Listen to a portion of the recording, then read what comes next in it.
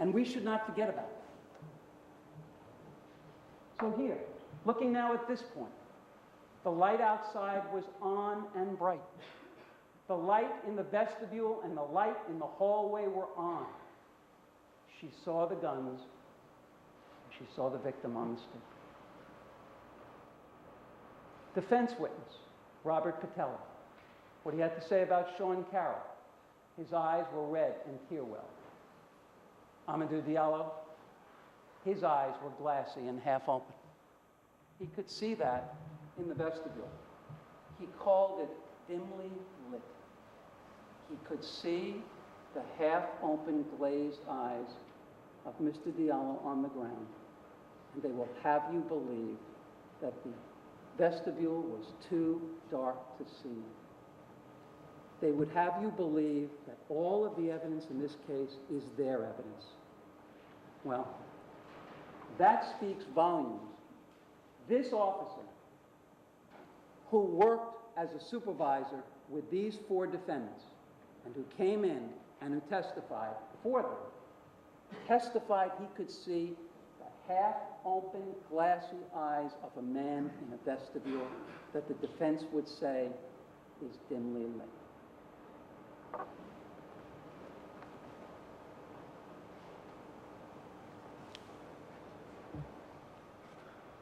Now let's look at the defense claims here, because about lighting, they say it was dimly lit. And this is one of the significant ways in which their testimony is inconsistent with the evidence. Commands, it's another significant way. And pause is yet another. But here's something I ask you to consider. They have learned counsel and they're all very experienced and they're quite good. And they talk about lighting. And they talk about how we have a dispute about lighting. But saying we have a dispute about lighting doesn't make it so. If you want to dispute the lighting, then you take the photographs that show the lighting in the vestibule, that 3 of our witnesses, one of whom was a crime scene unit detective who took the picture and saw the condition with his naked eye. The second was an emergency medical technician who arrived a minute or 2 after the shooting. And the third is the medical legal investigator. And those 3 individuals told you that this photo, 7A8 of the vestibule, was a fair and accurate representation of the lighting in the building, in the vestibule specifically. So if you want to make this a battle about lighting, then why didn't any of them ask any witness they called, is this a fair and accurate representation of the lighting? Because they didn't. They didn't ask one of their witnesses. They didn't ask anybody. They gave no one the chance to challenge this lighting as being fair and accurate. So all of the testimony that says that it is arrayed against none of the testimony that says that it isn't. The lighting in this vestibule was certainly sufficient. You can see a wallet, a beeper holder, a body, and the half-open and glazed eyes of the man who is dead on the floor. There's no dispute about lighting, ladies and gentlemen. The lighting in that street in general, and in that vestibule in particular, was more than sufficient to see what had to be seen.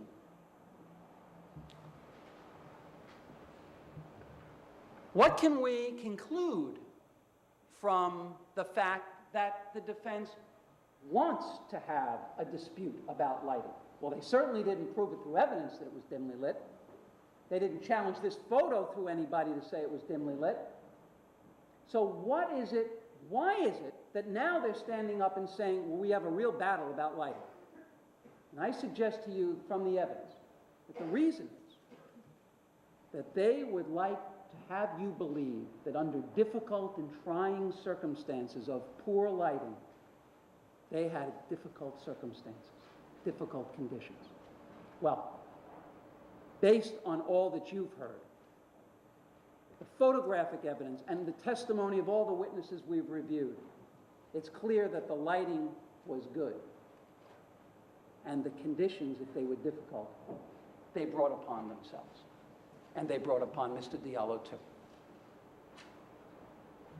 These defendants defined this encounter. When I say that, I mean they picked the time and the place. The reason it's so important to focus on the fact that there were no radio runs or complaints, that no one called to make a suspicious person complaint or report, and that there were no urgent situations going on, which we brought out through the defendants. There was nothing urgent going on. There were no crimes in progress. There was nothing suspicious that they had been told about. They did not come to this block in a heightened state because of anything on this block. There was nothing, as we might see in a movie, where a person, a police officer, is called, "Officer, there's somebody in there. You got to do something. Officer, you got to go. He needs help." And in that kind of horrendous situation, somebody's walking into a who knows what. That's not this. These officers were patrolling 4 in a car. They decided what blocks to turn down. They decided when to turn down it. They decided when to stop and who to stop and what to do when they stopped. Anything that had to do with that was in their control. If they see somebody and they think that they have to speak to that person for any reason, they got to pick the time and place, when and how. They could arrange it any way they liked to be sure that it was safe for everybody. That is the beauty of a fortunate situation when there is nothing urgent, pressing, no complaint, no radio run, no emergency call. When you have that kind of time, when you have that kind of luxury, then you'll be able, when you have 4 people this size in a car with these vests and the training to plan an encounter if they're going to have one, you can't start blaming the encounter on the person they encounter. You blame it on them because they picked when it would happen and how it would happen. Now, let's put the duty of the police officers in context, because this case is about these 4 defendants. But the primary duty of a police officer is not to seize drugs or guns or make arrests. Defendants here acknowledge their training that the primary duty of a police officer is to preserve human life. That's the primary duty from the patrol guide. That's how the defendants confirmed it. And they also acknowledge that they were trained to value human life and respect the dignity of each individual. Each individual. So how did they respect the life and dignity of Amadeo Diallo in the way the circumstances unfolded? Certainly, if it's the Shree Elliott scenario, there's nothing to discuss at all. They wrote his life off and his dignity the minute they got out of the car with their guns drawn and blasted away at him. But let's put that aside for you to consider. Certainly you will consider it. But let's proceed on. How did they value his life when they turned down Wheeler Avenue? Well,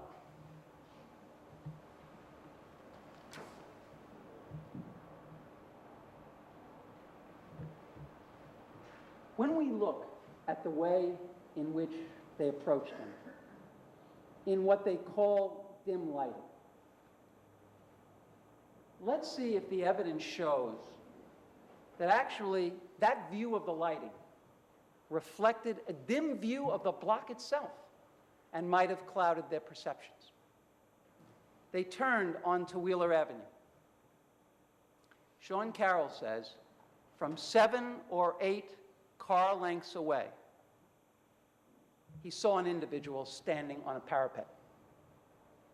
He could see that in what he described as dim lighting from 7 or 8 car lengths away.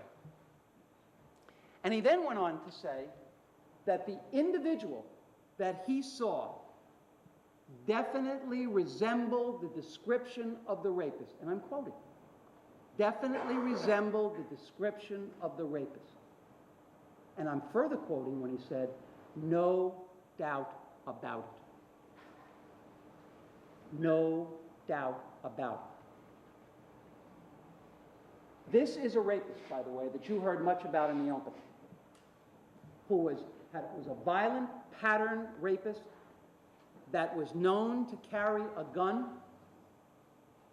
And Sean Carroll said, as he went down the street, that this individual that he could see as he's driving down definitely resembled the rapist, no doubt about it. And yet, he also said that as he drove down, he could not tell whether or not the individual that he saw, who was in fact Amadeo Diallo, was a black male.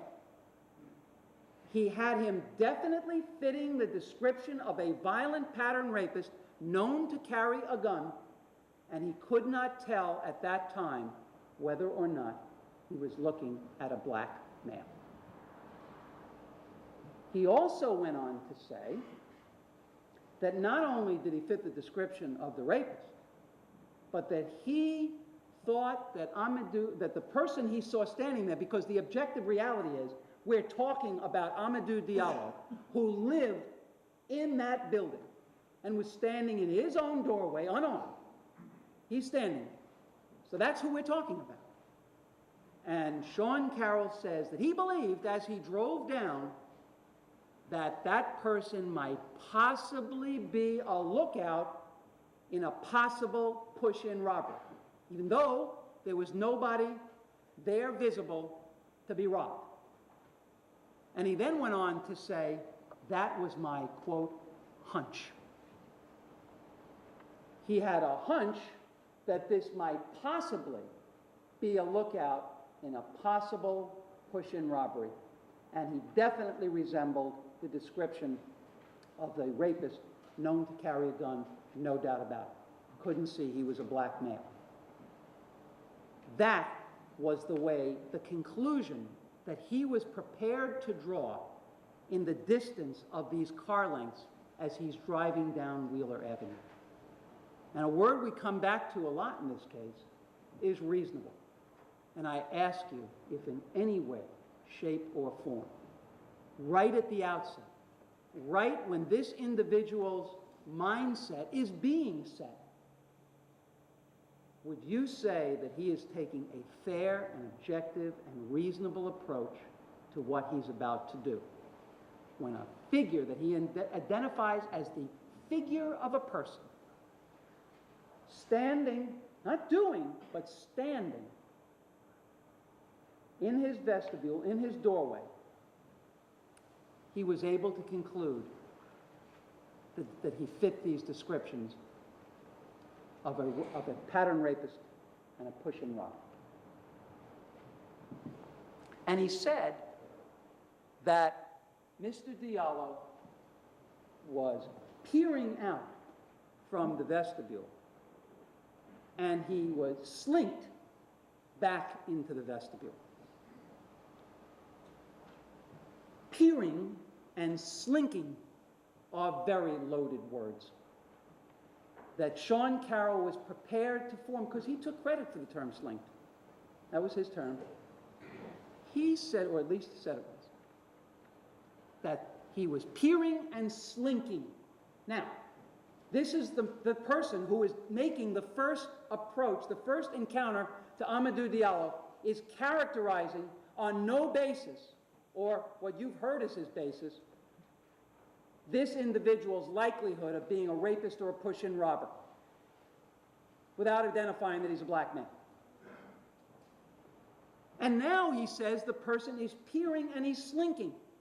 Well, there were windows in cars, there were windows in buildings. He wasn't peering in them. Amadeo Diallo didn't do any of that. He didn't try any car handles. And as to slinking, that's the kind of activity you associate with an alley. You slink around the alley. Well, there was an alley there, right between 1153 and 1157. There actually was an alley. There was a place to slink if you wanted to. He wasn't in the alley. There was no one slinking in an alley. And what does this tell us? I say that it tells you that maybe he had a very clouded and dim view of this block he drove down to, because that certainly sounds like he was jumping to some mighty strong conclusions mighty quickly. What happens to the person on the other end of the eye that says, I'm looking at a pattern rapist, no doubt about it, or a person who resembles the description of one? I'm looking at a person who is a lookout, possibly, in a possible push-in robbery. I'm looking at a person who's peering and slinking. Does that person have much of a shot of getting a nice, gentle, fair, hello, how are you, just want to ask you a question, good night, goodbye, thank you? Or is that person so prejudged at this point that there's very little he can do if he realizes what's coming down the pike, as he couldn't, to conform to what he really was? An innocent person standing outside of his own home, unarmed, with nothing but his wallet and his keys. He's got people who've prejudged him already.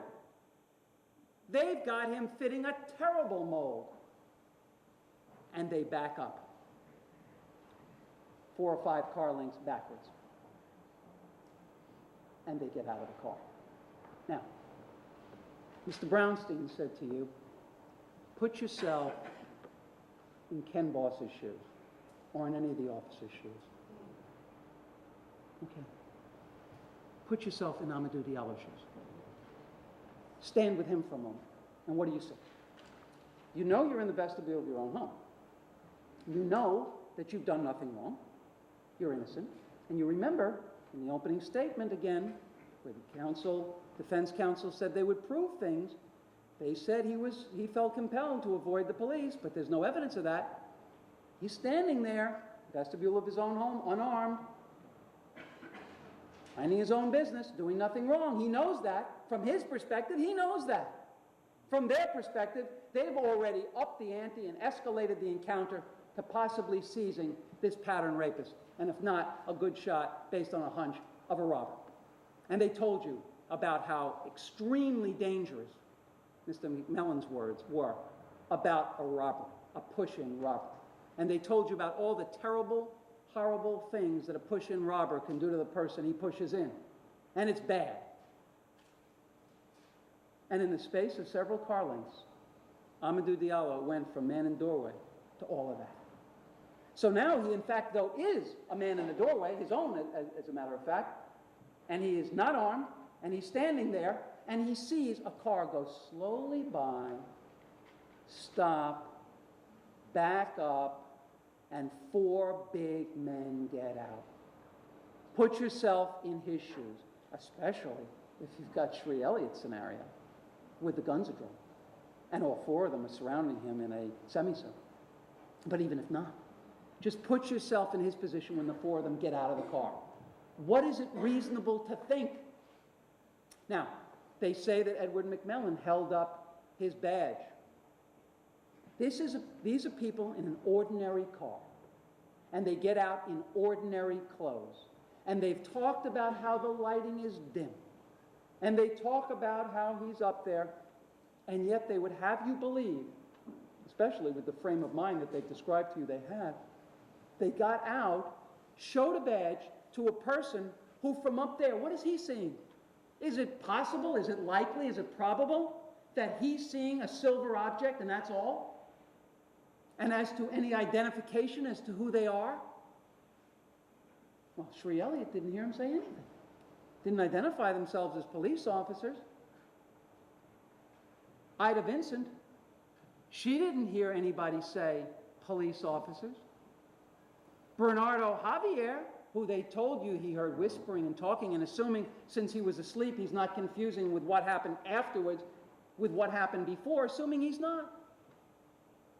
He is running, he is talking. He doesn't hear police. He doesn't hear any of the commands. And Ida Vincent, she lives right next door, 1153. And you might remember the diagram that the defense brought in, where they had the whole block, and they went all the way down to Mr. Bell's apartment. You remember their investigator came and he told you about the whole block, and they measured it, and it was, they right down a couple of inches. And they did not put down Ida Vincent's home in terms of the distance from his house. Now, why would they leave that out? Perhaps because when you saw how close she was, none of it would make sense that she didn't hear any of this, if in fact it was said. But they did put down the measurement for LaVon Clark.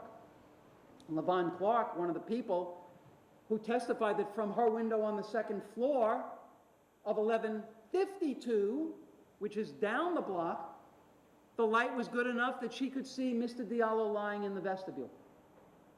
Once again, there is no dispute about lighting, no legitimate dispute. The lighting was good. And the night was clear and cold. There was no real traffic going on, pedestrian or vehicular. People, there was nothing there. It was quiet. Ida Vincent or Sri Elliott or any of the other people who testified certainly could have heard those commands. We'll talk more about them. But they didn't. And so here is Amadeo Diallo in his doorway, from his perspective, in his shoes now, looking at these men approaching. And what is it reasonable for him to think? Is it not, isn't it at least possible?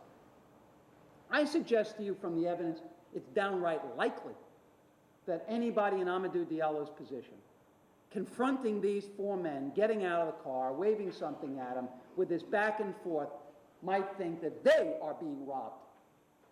And that... Objection, Your Honor. Pure speculation. Nothing in the record to back it up. Overruled. Fair comment. might be being robbed. If it is police, maybe he better get some identification, or if he needs to, take out identification, take out your money, hand over your wallet, get your keys, get in the house. I suggest to you, those are downright likely, reasonable thoughts to go through anybody's mind who sees a car, a plain, unmarked car, drive down the street and then back up and four men get out. And these defendants were asked, did you think at all that Mr. Diallo might have been frightened of you? And they said they never gave that a thought.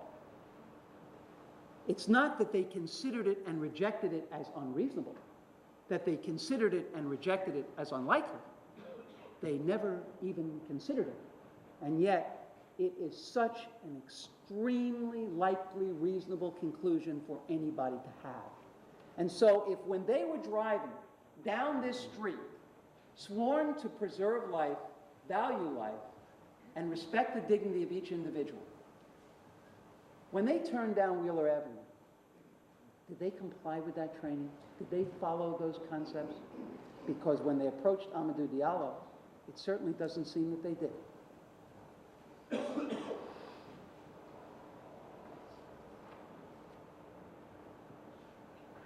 Now, Amadeo Diallo knew what he was. He knew he was unarmed, and he knew he lived there.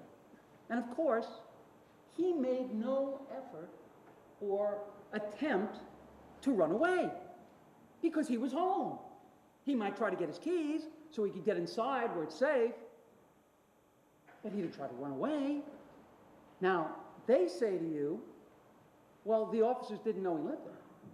Okay, that's true. So then if he doesn't belong there, isn't it at least possible that they would factor in that a person who didn't run didn't have anything to hide and wasn't trying to evade, and in fact belonged exactly where he was, that he wasn't slinking around, that he wasn't a push-in robber, that he wasn't a pattern rapist, that he was a person in his own home, because he didn't try to go anywhere.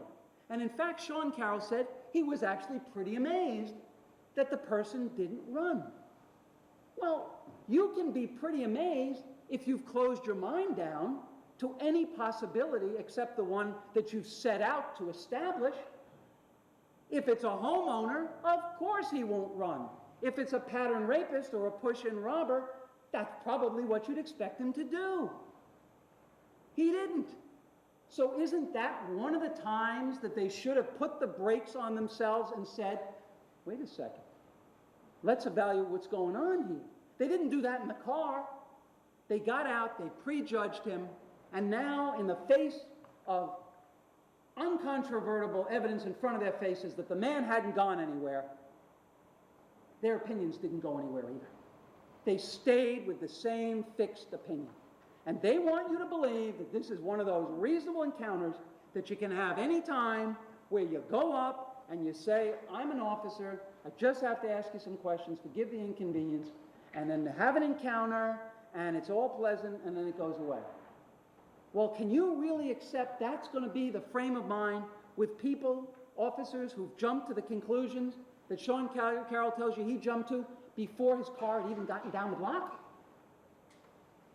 Mr. Diallo did not have a shot at that point because he was being looked at in a way that was dooming him right from the start. And it's powerful evidence, by the way, that these officers, aside from the Ida Vincents and the Shree Elliots and the other people who did not hear any commands or any identification, it's powerful evidence for you what Amadeo Diallo did. Because if Amadeo Diallo, as the evidence shows, had no reason to avoid the police and no reason to hide from them and wasn't doing anything wrong and didn't have any drugs on him that he shouldn't have and didn't have any weapon on him that he shouldn't have and wasn't committing any violent act or any act by standing there, knowing all that about himself, if they had said police, why would he have run? Why would he have done anything? Why wouldn't he not have complied? He might have been offended. He might have not liked it. He might have found it was all right, depending on the encounter. But his turning, as they described that he did, that speaks powerfully about what he in fact confronted. He was there. He's not here, but he was there. And he could tell you through his actions at that time what was being done to him. Because if what was being done to him was reasonable, if what was being done to him was right and okay and fair and appropriate, what is there that you've ever heard about that man that wouldn't suggest he'd respond in kind? They're reasonable to me, I'm reasonable to them. They're fair to me, I'm fair to them. They're appropriate to me, I'm appropriate to them. They deal properly with me, I deal properly with them. They respect me, I respect them. If they'd had that respect that they tried to convey here, they'd had it then. They'd had it that night. If they'd reflected it that night, well, then we wouldn't be here. And Amadeo Diallo can't tell you about that, but you can tell from the activities that night and what you know about this man from the evidence, that there's no reason to believe he would have dealt disrespectfully or disobediently if they had approached him in the reasonable manner they want to portray. It is powerful evidence that they didn't. But then they continue. They say that Amadeo Diallo looked at them, reached into his pocket, turned his back, and ran into the vestibule. This vestibule, you can see it on the model, it's a box. It's an elevator. Call it whatever you will. It's 5 feet by 7 feet, 5 inches. Even if you're 5'6", by what stretch of the imagination are you running through the vestibule? You know, words are powerful. And we've seen already that before they ever really cruised down the block, they'd already doomed them with peering and slinking. Well, now they've got them running. And they've got them in a space that it's really hard to take very many steps because it's only 7 feet, 5 inches long. And then you smash into the door if you're really running. So what did he really do? What does the evidence suggest he really did? What the evidence suggests at this point, based on the fact that he was in his own home and was confronted by 4 men who, under one version of the testimony, confronted by all 4 men at one time with guns drawn. And by the way, Debbie Rivera confirmed, she corroborated Sri Elliott on that point in terms of the 4 men getting out of the car. She said when she looked out of her window, she saw 4 men get out of the car all at once. So Sri Elliott's corroborated on that point that 4 men did get out of the car at once, which is not what they've testified to. 2 witnesses on that point said that 4 got out of the car. So here, if these 4 got out of the car and they're approaching Amadeo Diallo with this frame of mind that you've heard through their own words and actions, they clearly had, and they approach him, and he has a concern, get my wallet, give it to him, get in the house, do something. That's a very fair and reasonable attitude for him to have, which they should have factored in. They picked the time and place of encounter. They definitely should have factored in. And this might be a spot, you know, they mentioned James Fife and how shocked they were that we asked no questions. Well, you know, James Fife said to you that his opinions were based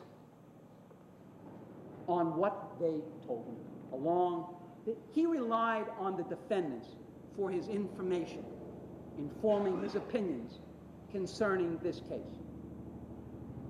Well, you have their testimony, and you've seen that already as to lighting and as to the commands too. Those are very significant areas. And their testimony in that respect is inconsistent with the evidence. So James Fife was relying on the words of individuals whose words are inconsistent with the evidence. What's there to ask him? You've got the evidence. You can evaluate their conduct. You can evaluate whether their actions are reasonable. He can tell you about U.S. practices and training and theory. You heard about what happened on February 4th. You heard what they did, not what they were trained to do.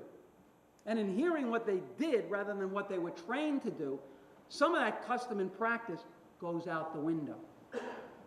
Because the things that they did were unreasonable, starting with the car. And once they start out unreasonably, how can we start talking about the effect of patterns and training and practices that are reasonable when the people we're dealing with here did not act reasonably? But James Fife, that all being said, gave you some general insights that I think are appropriate for you to consider. He said, sometimes you have to back off. He said that. Sometimes you have to back off. He also said, in response to a question from Mr. Epstein, I think, about rapidly evolving circumstances. And they had a mutual agreement that rapidly evolving circumstances are to be avoided for obvious reasons. How did these defendants show their reasonableness in complying with those principles?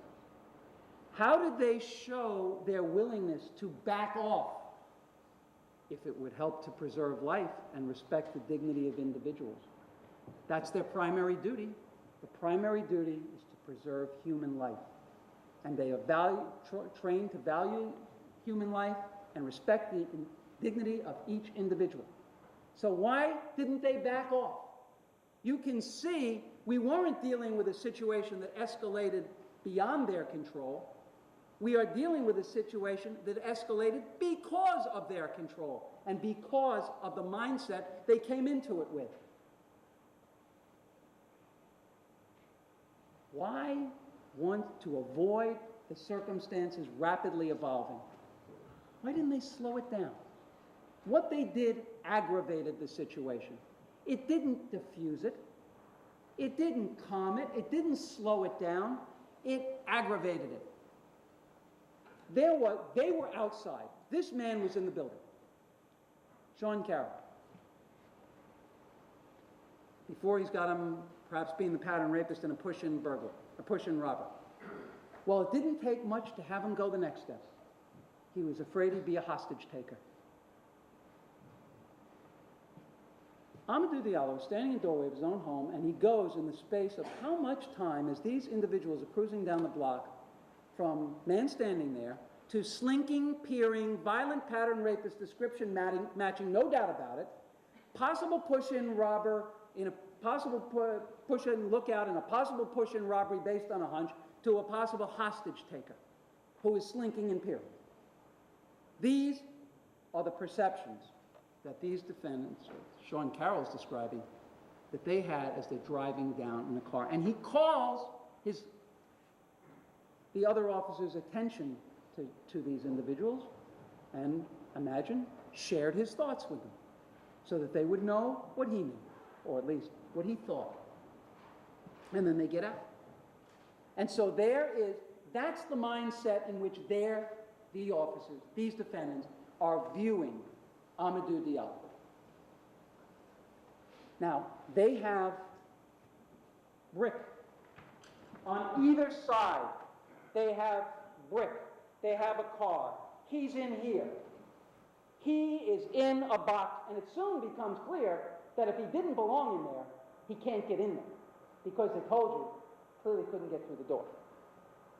So he's in there. Where will he go? If the four of them needed help, that's certainly understandable. They have radios. They could have called for help. If they needed to take cover, they could take cover. All those cars, the brick, it's a world of cover out there. The only one without any cover is Amadeo Diallo. He's the only one without any cover. He's the only one with nowhere to go. He's the only one who doesn't know what's being done to him. The odds are all in their favor. They are four big men. They are wearing heavy protective vests. They have guns. They have a car. They have radios. They have brick. They have everything to protect him. He has nothing. And he dies. And they say it was unavoidable. It was a mistake. Well, that's not what it was. It was a terrible series of conscious decisions to approach him that fell far short of respecting his dignity and preserving his life. They want James Fife to come in here and testify about customs and practices and training. You don't need to hear theory. They told you fact. Or at least they told you what they did, and that's a fact, what they told you. They told you, and you saw that a lot of it was inconsistent with the evidence. And a lot of it, about which there's nothing else but their own word, reveals some frightening things about the way that they approached this man. That they were willing to write him off on such flimsy suspicions. It's very nice to say, and it's true, that police officers do have the right to inquire, but not like this. Not any way like this. This poor man was in the vestibule of his own home. Yes, I repeat that constantly, because that's a basic right. You can be there. You're home free. Your home is your castle. All of the things that we've been taught. You can be there. He was one of the people they're supposed to protect. But when they turned down that block, I don't think they saw that block the way it was. They saw a dimly lit block, and that, you don't have to be a philosopher or a poet to say maybe that's a metaphor for their attitude. They took a dim view of that block, and everything went downhill from there. Not because of anything Amadeo Diallo did, but because of what they did. And it didn't happen in a split second. And if it did happen faster than it should have, it's because they didn't slow it down. They were in the car. They picked the time to stop. They wanted to stop. They could have stopped in a whole lot of different ways. They could have thought a whole lot of different things. They could have treated him a whole lot of different ways. But they elected to stop, approach, and treat him in the way that they did, and now he's dead. And they can't write this off as some unimaginable, inconceivable, how did it all happen tragedy. It's a horrible tragedy that the man is dead. But by no means is it unexplainable in light of the way they approached him. It's all but predictable that with that kind of mindset, with men in that kind of frame of mind, armed the way they were, ready, poised, to view any actions by him in the mindset that they had, that man was doomed the minute they saw him. Now, when they get out of the car, and we see that he reaches into his pocket, understandable because he would want to grab his wallet or his keys and get inside, and he turns and he goes in. Well, we discussed, that's reasonable. Get away from this threat. And what do? There was so much opportunity to back off at that point and slow it down. It wouldn't have been any loss of, any less of an approach to their responsibilities. It would have been in keeping with their training to preserve life and make sure the situation is controlled and people's dignity is respected. But they didn't do that. They claim that they yelled, "Show us your hands." They claimed that they yelled, "Police, don't move." They claimed that they followed after him and that they took quick steps to get up into the vestibule. Well, let's take what they claim. Two men bounding up the steps. Well, that's certainly not going to calm an innocent person down. Two men who clearly filled the doorway.